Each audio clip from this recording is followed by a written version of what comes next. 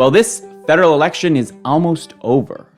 The party leaders are making their final stops across the country, and tomorrow morning, Canadians who haven't yet cast their ballot, who are going to vote, will head to the polls, and we will finally find out who will form the next government within the next few days. Welcome back to In Focus with David Coletto. I'm David Coletto. Now, earlier today, my company, Abacus Data, released our latest and final poll of this pre-election period. Our survey of over 2,400 eligible voters completed from Friday until about 1 p.m. Eastern on Sunday has the Conservatives and Liberals statistically tied, with the New Democrats in third. We have the Conservatives at 32, the Liberals at 31, the New Democrats at 19, the Bloc at 7, the People's Party at 6, and the Greens at 4. Compared to last week, the final full survey we did, not including our tracking, we've got the Conservatives holding steady, the Liberals down 1, the NDP down 2, the People's Party up 2, and the Bloc up 1. Now, obviously, as we've been talking about throughout this election, the regional numbers are far more important than the national ones. In BC, we have the Conservatives and New Democrats tied 35-32, with the Liberals in third at 23. In Alberta, 51 for the Conservatives, 22 for the NDP, 14 for the Liberals, and 6 for the People's Party. In Manitoba and Saskatchewan, 40% for the Conservatives, 27 for the NDP, 21 for the Liberals, 8 for the People's Party. In Ontario, we've got the Liberals with an 8-point lead, 40% to 32 for the Conservatives, 18 for the NDP, and 6 for the People's Party. In Quebec, the Liberals are at 31, the Bloc at 30, the Conservatives at 18, and the NDP at 10, the People's Party at 6. And then finally in Atlantic Canada, 41% for the Liberals, 24 for the Conservatives, and 21 for the New Democrats, the Greens at 7, and the People's Party at 5. And so a close race. Not a lot of change over the course of this campaign. In fact, when you look at the trend line that we've had right throughout this campaign, except for an early bump in the Conservative vote from August 30th until today, the Liberals and the Conservatives have gone back and forth between the low 30s. And Democrats have been in a narrow band between 22 and 19%. Really, the only party that we've seen growth significantly has been the People's Party, who started around 3 and are ending at around 6 in our poll. So what's to explain? How do we explain this?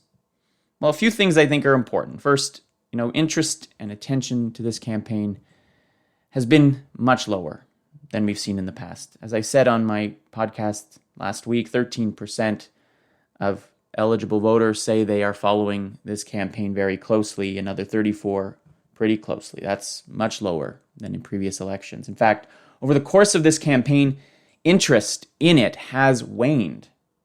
When it started, on a scale from 0 to 10, the average interest in this campaign, with 10 being very interested, was 7.4.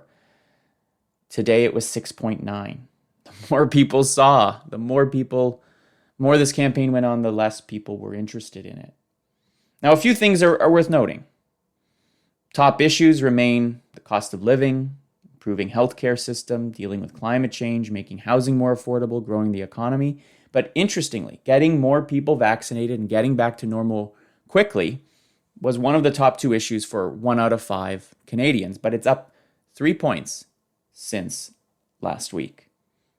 Perhaps an indication that what's going on in Alberta and Saskatchewan is getting the attention of people. Now, how do people feel about the leaders? Well, not a whole lot of change over the last few weeks. 39% have a positive view of Mr. Trudeau, 44% negative. 46% have a positive view of Mr. Singh, 25% negative. That's a plus 21, impressive numbers for Mr. Singh.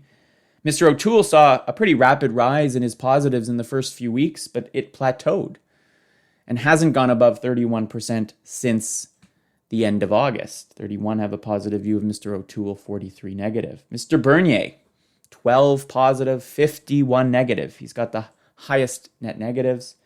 And for Ms. Paul, the Green Party leader, 17 positive, 33 negative. In Quebec, Mr. Blanchette is seen generally positive, 40 positive, 29 negative. When we ask people who they'd prefer to be prime minister after this election, 35% choose Mr. Trudeau, Mr. O'Toole's at 32, and Mr. Singh at 22. It's pretty close. When we ask people what outcome they most prefer, 60% would prefer a Liberal government, 40% a Conservative one, but more would prefer a Liberal minority than a Liberal majority, including 58% of NDP voters who want a Liberal minority. 45% of Bloc supporters want a Liberal minority. 43 of them also want a Conservative minority.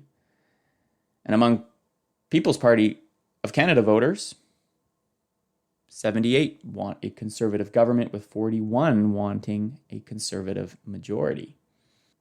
Finally, when we ask people who do they think is going to win this campaign, I think one of those most important questions that we've been tracking throughout this campaign, 43% today say they think the Liberals are going to win. That's up 6 points in a week. 23% think the Conservatives are going to win. That's down 3. And we're closer to where we were at the start of this campaign than in the midway through in terms of perceptions of who's going to win. Lastly, we asked people, did you vote already? 38% in our sample said they had voted.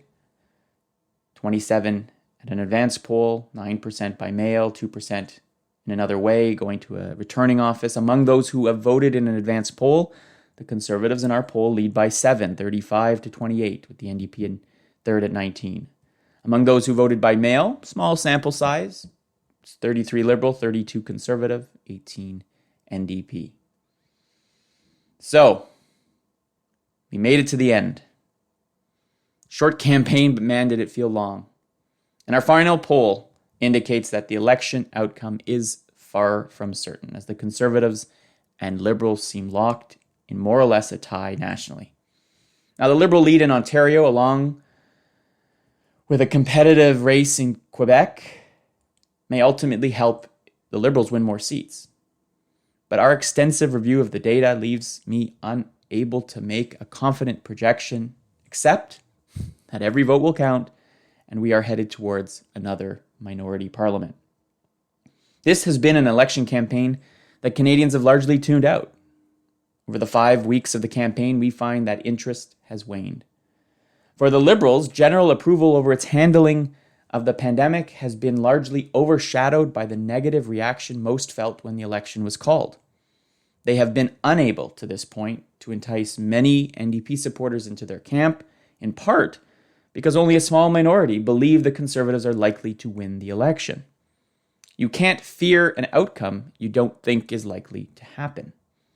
For the Conservatives, despite effectively litigating the unnecessary election theme throughout the campaign, the desire for change remains lower than in 2019, and they haven't been able to galvanize enough voters who want to see the Liberals replaced. While their pool of accessible voters has grown over the campaign, Mr. O'Toole's personal image plateaued after a quick rise in the early weeks of the campaign. More still prefer to see a Liberal government to a Conservative one when all the ballots are counted. Ultimately, for swing voters, the choice in this election is likely between punishing the Liberals for the election call or sticking with the incumbents in the face of rising COVID-19 cases and growing anxiety about the pandemic. Now, turnout more than ever will be critical to the final outcome. With longer than expected wait times to vote, the final outcome may hinge on a few hundred votes in a dozen or so seats scattered across the country.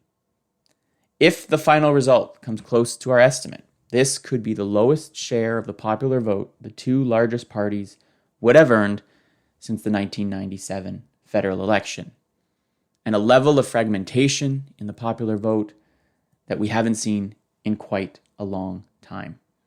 Now, for all the details of this survey, head over to abacusdata.ca.